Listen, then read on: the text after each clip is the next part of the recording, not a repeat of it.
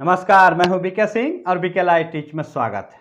दोस्तों, अब से थोड़ी देर बाद देश के सर्वशक्तिमान माननीय सुप्रीम कोर्ट में सहारा इंडिया के 12 करोड़ निवेशकों के ऊपर एक बहुत बड़ा फैसला होने वाला है।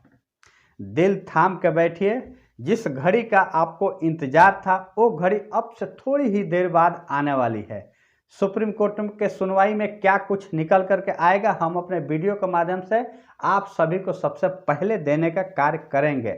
लेकिन उससे ठीक पहले, जब इस वक्त आपके सामने हम लाइव हैं, इस वक्त आपसे हम बातचीत कर रहे हैं, इस वीडियो में हम आपको बताने वाले हैं कि क्या सुप्रीम कोर्ट में इस वक्त हो सकता है। सरकार क्या कुछ स्टेटस रिपोर्ट सौंप सकती है, उसकी पूरी जानकारी, एक संभावनाएं हम आपके समक्ष रखने वाले हैं इस वक्त इस वीडियो में। और विद द प्रूफ आपके मन में दो ही सवाल इस वक्त आ रहे होंगे। क्या? पहला सवाल कि आखिर सरकार कितने निवेशकों का भुगतान की है, इसकी क्या जानकारी सुप्रीम कोर्ट में देगी, आपके मन में ये सवाल आ रहे होंगे। और दूसरा, क्या 5,000 करोड़ रुपए की जो शेष राशि बची है, जैसे कि आपको पता है माननीय सुप्रीम कोर्ट के आदेश के अनुसार 5,000 करोड़ रुपए की राशि का भुगतान करना था सीआरसीएस को, सहारा इंडिया के 4 सोसाइटियों के। तो कुछ एक लोगों का भुगतान हुआ है, लेकिन जो शेष राशि बची है क्या वो वापस सहारा से भी अकाउंट में चला जाएगा? जैसा कि माननीय सुप्रीम कोर्ट ने भी इस बात का आदेश दिया था कि अगर जो शेष राशि बच जाती है 9 महीने के भीतर, अगर उसकी भुगतान नहीं हो पाती है तो वापस सहारा से भी अकाउंट में चली जाएगी। तो आपके मन में यही बात का चिंता सता रहा होगा कि अगर वो 5,000 करोड़ रुपये वापस सहारा से भी अकाउंट में चला जाएगा तो हमारे भुगतान के रास्ते बंद हो जाएंगे। 5,000 करोड़ रुपये मैटर नहीं है, मैटर ये है कि भुगतान के रास्ते बंद हो जाएंगे। अगर ये 5,000 करोड़ रुपये के भुगतान के रास्ते खुले रहेंगे तो निश्चित रूप से सरकार आगे और प्रयास कर सकती है, अधिक से अधिक लोगों को भुगतान देने के लिए, लोगों का संपूर्ण भुगतान देने के लिए। चूंकि ये 5,000 करोड़ रुपये नहीं, लाखों करोड़ों रुपये की इस वक्त ये मामला है। तो आपके मन में ये दो ही सवाल है कि कितने लोगों का भुगतान मिला और क्या ये 5,000 करोड़ रुपये वापस सहारा से भी अकाउंट में चला जाएगा। तो मैं विद द प्रूफ आपको इस वक्त बताने वाला हूं कि जो शेष राशि बची है 5,000 करोड़ रुपये में से, वो सहारा से भी अकाउंट में नहीं जाएगा। वो मैं तथ्य अब आपके सामने इस वक्त प्रस्तुत करने वाला हूं। कब? जबकि सुप्रीम कोर्ट में अब से थोड़ी ही देर बाद इस बात का पूरा कच्चा चिट्ठा खोल दिया जाएगा सरकार के द्वारा कि कितने लोगों का भुगतान हुआ है और कितनी जो राशि बची है उसका क्या होगा। पूरी जानकारी इस वक्त सुप्रीम कोर्ट में आ जाएगी अब से थोड़ी ही देर बाद। लेकिन उसमें क्या कुछ होने वाली है वो अब भी इसी वीडियो में मैं आपको इस वक्त सामने रखने वाला हूं। अब से थोड़ी ही देर बाद जो सुप्रीम कोर्ट के सामने साक्ष्य प्रस्तुत किए जाएंगे, हमारे तथ्य के साथ कितना मेल खाता है, वो भी हम थोड़ी देर के बाद आप सभी को अपने वीडियो के माध्यम से देने की कोशिश करेंगे। लेकिन जो सवाल सबसे बड़ा है कि 5,000 करोड़ रुपये वापस सहारा से भी अकाउंट में चला जाएगा, क्या? बिल्कुल भी नहीं जाएगा। इस पर थोड़ी भी आपको चिंता करने की जरूरत नहीं है। जो तथ्य अब मैं आपको सामने रखने जा रहा हूँ, उससे पहले यानी कि आगे बढ़ने से पहले आपसे रिक्वेस्ट है कि चैनल को अगर अभी तक आपने सब्सक्राइब नहीं किया है तो सब्सक्राइब जरूर कर लें, अगर पहली बार हमारे चैनल पर आए हैं तो। साथ ही आपके मन में जो कुछ भी सवाल हो, कोई सुझाव हो तो कमेंट बॉक्स में जरूर लिखिए। वीडियो का एंड तक बिल्कुल बने रहिए। तो इस वक्त जो सरकार आपके सभी लोगों के निवेशकों के भुगतान का स्टेटस रिपोर्ट सौंपने जा रही है अब से थोड़ी ही देर बाद, तो क्या आखिर वाकई में सभी लोगों का भुगतान मिल पाया है? जी नहीं, बिल्कुल नहीं। आप सभी को पता होगा कि जो सहारा रिफंड पोर्टल के माध्यम से निवेशकों का भुगतान हुआ है वो कुछ एक लोगों का ही भुगतान हुआ है। इसकी जानकारी हम हमेशा अपने वीडियो के माध्यम से आप सभी को देने का कार्य किए हैं। तो आपको इसके बारे में एक आंकड़ा आपके मन में इस वक्त आ ही गया होगा कि हाँ, कितने लोगों का भुगतान मिला होगा। लेकिन सबसे बड़ा सवाल है कि जो शेष राशि बची है क्या वो वापस चली जाएगी सहारा से भी अकाउंट में? बिल्कुल भी नहीं जाएगी। आपको थोड़ी भी चिंता करने की जरूरत नहीं है। और ये 5,000 करोड़ रुपये वापस नहीं जाएगी तो निश्चित रूप से आगे आपके भुगतान के रास्ते खुले रहेंगे। बेशक परेशानियां जरूर है सहारा रिफंड पोर्टल से माध्यम से, लेकिन आगे के समय में जरूर इसके लिए कुछ न कुछ रास्ते निकाले जाएंगे। अब क्यों नहीं जाएंगे 5,000 करोड़ रुपये? क्योंकि माननीय सुप्रीम कोर्ट ने भी आदेश दिया था कि 9 महीने के अंदर अगर भुगतान नहीं किएगा तो वापस सहारा से भी अकाउंट में चला जाएगा। जबकि हम तो कह रहे हैं कि भाई नहीं जाएगा, बिल्कुल नहीं जाएगा। मैं अब वो तथ्य आपके सामने रखने जा रहा हूं, जिसको शायद सरकार भी इस वक्त सुप्रीम कोर्ट में रखने की तैयारी कर रही होगी अब से थोड़ी ही देर बाद। तो दोस्तों आज है 14 दिसंबर और अब से थोड़ी ही देर बाद सुप्रीम कोर्ट में पिनक पानी मोहंती वाला केस इस वक्त सुनवाई की तैयारी में है। आप सभी को पता ही है इस केस का लिस्टिंग 5 दिसंबर को ही हुआ था, लेकिन उस दिन केस को लिया नहीं गया। अब क्यों नहीं लिया गया ये आप भली भांति समझ रहे होंगे, सब कुछ बताने की जरूरत नहीं है। जो मुख्य बिंदु है कि कितने लोगों का भुगतान मिल पाया है अभी तक, क्या कुछ आंकड़े सरकार प्रस्तुत करने जा रही है और क्या 5,000 करोड़ रुपये वापस सहारा से भी अकाउंट में चला जाएगा। अब मैं जो आपके सामने तथ्य प्रस्तुत करने जा रहा हूं कि 5,000 करोड़ रुपये सहारा से भी अकाउंट में नहीं जाएगा, जिसकी जिक्र मैंने पहले ही किया था, तो वो तथ्य अब आपके सामने रखने जा रहा हूं।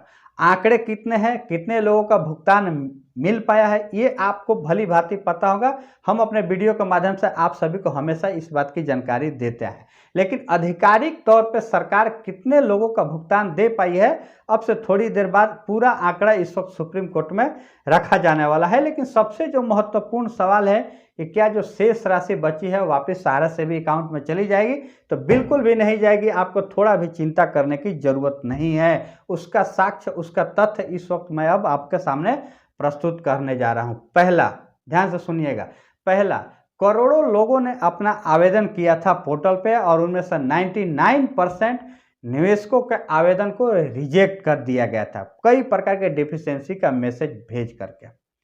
बहुत सारी तकनीकी खामियां भी आई पोर्टल में। ये भी एक बेहद ही महत्वपूर्ण तथ्य है, क्योंकि निश्चित तौर पे सब कुछ एविडेंस देने के बाद Aadhaar card, PAN card, bank passbook, original bond, रसीद, mobile number, linked mobile number, सब कुछ देने के बावजूद भी अगर निवेशकों का भुगतान नहीं मिल पाया तो निश्चित रूप से इसके दूसरे पहलू भी हो सकते हैं, जो कि तकनीकी खामियां, यानी पोर्टल की तकनीकी खामियां। ये एक पहला महत्वपूर्ण तथ्य है। सरकार इस बात की जानकारी रख सकती है कि ये एक प्रयोग था, लेकिन बहुत सारी जो तकनीकी खामियां आई है उसके वजह से भुगतान में डिले हुआ है। इसके लिए थोड़ी समय हमें और दिया जाए। दूसरा तथ्य ये है कि करोड़ों निवेशकों के आवेदन में जो कुछ कमियां पाई गई थी उसको रीअप्लाई करने का जो स्लैब बनाया गया था वो एक महत्वपूर्ण तथ्य है। कैसे, अब मैं आपको बताने जा रहा हूं। जो स्लैब बनाया गया था उसके अनुरूप 10,000 रुपये तक के जो राशि वाले जो निवेशक थे उनको 15 नवंबर से रीअप्लाई करना था, जिनके आवेदन में डिफिशियंसी का मैसेज भेजा गया था। अगर वे अपने डिफिशियंसी को सुधार करके, यानी कमियों को सुधार करके रीअप्लाई करना चाहते थे तो 15 नवंबर से रीअप्लाई कर सकते थे। लेकिन उसके बाद 25 नवंबर से 10,000 रुपये से ऊपर की राशि वाले, यानी कि जो इनका राशि 10,000 रुपये से लेकर के 19,999 रुपये तक का डिपॉजिट अमाउंट था, वो लोग 25 नवंबर से रीअप्लाई कर सकते थे। इसकी जानकारी पोर्टल पर दिया गया था और जो रीसबमिशन का पोर्टल आया वो बहुत ही अंत समय में आया, काफ़ी समय निकल चुका था। उसके बाद रीसबमिशन पोर्टल आया और उस पर भी विभिन्न प्रकार की खामियां आई, रीसबमिशन पोर्टल पे भी। ये एक बेहद ही महत्वपूर्ण तथ्य है, क्योंकि सहारा रिफंड पोर्टल पे सभी निवेशकों को आवेदन आमंत्रित किया गया था कि सभी लोग अपना आवेदन करें, चाहे उनका रुपया 10,000 रुपया हो या फिर 10 लाख हो या फिर 1 करोड़ हो, इसकी कोई सीमा नहीं है। लेकिन जब रीअप्लाई करने का ऑप्शन आया तो अभी तक सिर्फ 19,999 रुपये तक के वालों को ही रीअप्लाई करने का मौका मिला है। तो जिनका अमाउंट इससे ज़्यादा है, 20,000 रुपये से लेकर के 20 लाख, 30 लाख, 1 करोड़ तक का है, उनका भुगतान कैसे मिलेगा? उन्होंने अपना तो रीअप्लाई करने का मौका ही नहीं मिला, उनको सरकार ने उनको मौका ही नहीं दिया। अब क्यों नहीं मौका दिया, ये सरकार साक्ष्य प्रस्तुत कर सकती है माननीय सुप्रीम कोर्ट के पास। तो ये एक बेहद महत्वपूर्ण तथ्य है कि निवेशक 20,000 रुपये से नीचे वाले ही नहीं, 20,000 रुपये से ऊपर वाले ज़्यादा निवेशक हैं, तो उन लोगों का भी भुगतान का अवसर मिलना चाहिए। अब सरकार इसके लिए क्या कुछ मजबूरियां प्रस्तुत कर सकती है सुप्रीम कोर्ट के सामने, वो अब देखने वाली बात है। लेकिन ये जो दो बेहद महत्वपूर्ण तथ्य है कि करोड़ों लोगों का आवेदन को रिजेक्ट किया गया था, जिसकी कुछ तकनीकी खामियां भी हो सकती है, और दूसरा जो इस वक्त 20,000 रुपये से ऊपर के जो निवेशक थे, जिनका अमाउंट 20,000 रुपये से ज़्यादा है, उनको रीअप्लाई करने का मौका अभी तक नहीं मिल पाया है। रीसबमिशन पोर्टल भी अंत समय में आया और वो भी अभी तक रीअप्लाई करने का ऑप्शन 20,000 रुपये से नीचे तक का ही निवेशकों का है। ये दो तथ्य है। और तीसरा जो सबसे और भी बेहद महत्वपूर्ण तथ्य है वो है 2024 का लोकसभा चुनाव। इस वक्त सरकार पे भी काफ़ी दबाव है निवेशकों का भुगतान करने के लिए, लेकिन सरकार की भी कुछ मजबूरियां ऐसी हो गई कि पोर्टल के माध्यम से जो भुगतान की प्रक्रिया शुरू हुई उसमें विभिन्न प्रकार की तकनीकी खामियां पाई, जिसके वजह से निवेशकों का भुगतान हो नहीं पाया।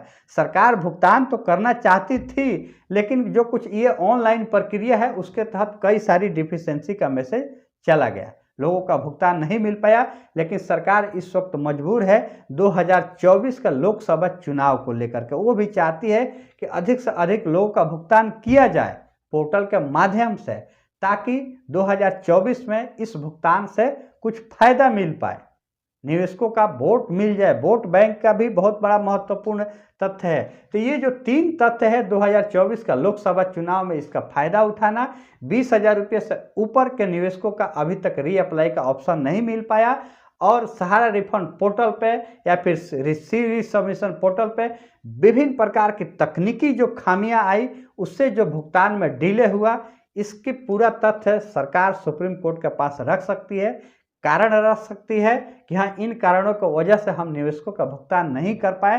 तो कृपया करके थोड़ी सा समय मुझे और दीजिए, थोड़ा सा वक्त हमें और दीजिए, ताकि हम सभी निवेशकों का भुगतान सही तरीके से कर पाएँ।